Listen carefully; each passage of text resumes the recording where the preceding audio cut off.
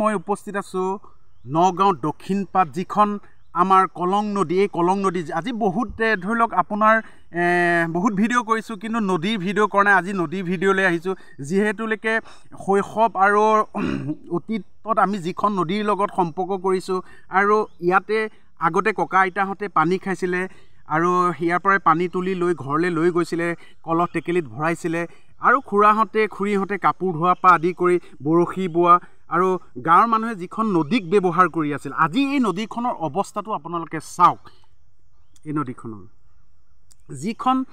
যিখিনি মানে ধৰি লওক কৰণীয়, যেনে ধৰি লওক আপোনাৰ এতিয়া এছেম্বলিটো ধৰি লওক আপোনাৰ এই বিষয় লৈ পেলাই এই নদীখনক লৈ একমাত্ৰ নগাঁও সদৰ সমষ্টি বিধায়ক যেতিয়া ৰূপক শৰ্মাদেৱ, এতিয়া বৰ্তমান তেখেত বৰতদুবা সমষ্টি, কিন্তু এই ৰূপক দাই এই নদীখনৰ খনন কাৰ্য কথাটো চিন্তা কৰিছিলে।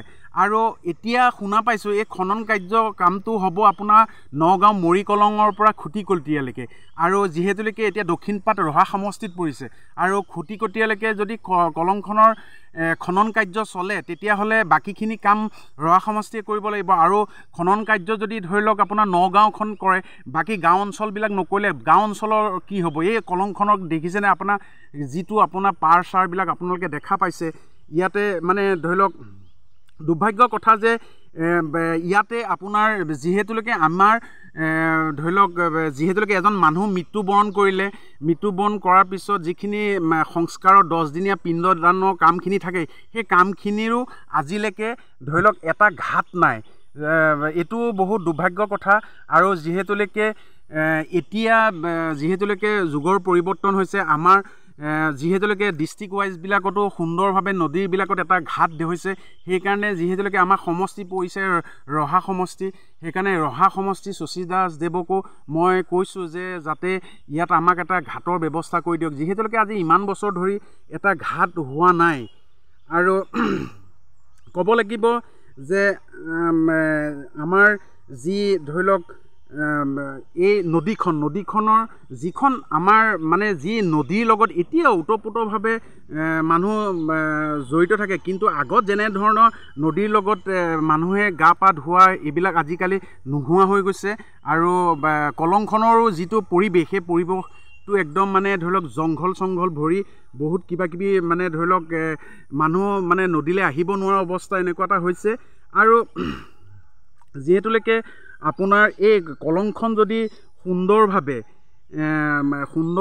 যদি কলংখন খানি সুন্দৰ কৰি দিয়ে, তেতিয়াহ'লে ধৰি লওক আমাৰ এই কলংখন যিহেতুলৈকে আপোনাৰ এই কলংখন চাওক, মই এয়া এবুকু পানীত আপোনাৰ মই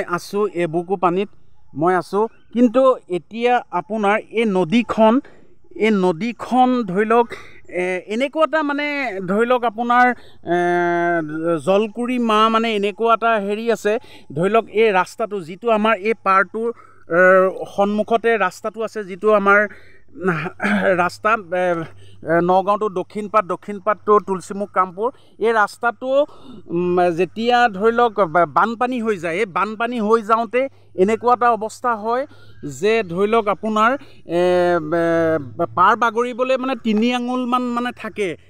ধৰি লওক এনেকুৱাতে মাৰ যি জলকুঁৱৰী মাৰ কৃপাত মানে ৰাস্তা বাগৰি নাযায়। এইখিনি আমাক জলকুঁৱৰী মায়ে বহুতখিনি আমাক ৰেহাই দিছে, এইটো ক'ব লাগিব। আৰু যিহেতুলৈকে কলংখন যি অতীতৰ বোৱতী নৈখন, এই নৈখন যিহেতুলৈকে খনন কাৰ্য ধৰি লওক যি নগাঁৱৰ পৰা খুটিকটীয়ালৈ হ'ব, বাকীখিনিও যাতে চৰকাৰে বা আমাৰ ৰহা সমষ্টি যিহেতুলৈকে পৰিছে, বা আমাৰ নগাঁও সদৰ সমষ্টি বিধায়ক মহোদয়কো মই ইয়াৰ পৰাই জনাইছোঁ যে অলপকৈ অন্ততঃ খুটিকটীয়ালৈকে খনন কাৰ্য চলাই পেলাই আকৌ বেবেজীয়ালৈ খনন কাৰ্য চলাব, বেবেজীয়াৰ পৰা দক্ষিণ পাট কৰি পেলাই এনেকৈ ফুলগুৰি হৈ পেলাই যাতে এইখন আপোনালোকে দেখিছে দলং, এই দলংখনৰ এই তেনেকৈ আপোনাৰ অকণ খনন কাৰ্যটো কৰিলে অন্ততঃ কলংখন সুন্দৰ হৈ পৰিব। আৰু এই কলংখন যিহেতুলৈকে আমাৰ আপুৰুগীয়া সম্পদ, আৰু যিহেতুলৈকে এই কলংখন অতীতৰ পৰা আৰু ভৱিষ্যতলৈ এই নতুন প্ৰজন্মৰ কাৰণে একে সুন্দৰ আপোনাৰ সুন্দৰ কৰি যাতে কলংখনৰ ব্যৱস্থাটো কৰি দিয়ে, যেনে এই চৰকাৰ আৰু আমাৰ ৰহা সমষ্টি বিধায়ক আৰু বৰতদুবা সমষ্টিৰ বিধায়ক দেৱক মই বিনম্ৰতাৰে অনুৰোধ জনালোঁ। ধন্যবাদ।